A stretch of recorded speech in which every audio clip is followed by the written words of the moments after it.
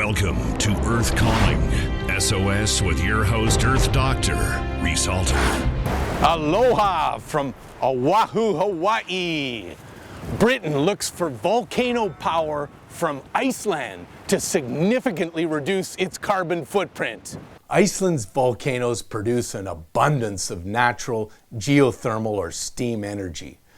This exciting project would create green jobs and involve laying the longest high-voltage DC cables in the world across 1,000 miles of ocean floor between Britain and Iceland.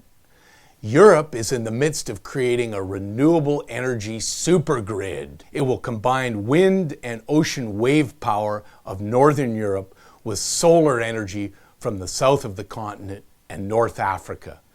Cable links to France and the Netherlands are in place, and this fall a connection between Ireland and Wales will allow wind power generated off Ireland's Atlantic coast to be delivered to Britain. Green renewable energies have only just begun to replace heat-trapping, climate-altering carbon fuels. This is great news. I'm Earth Dr. Reese Halter, and I hear Earth Calling, SOS. Respond and protect our planet.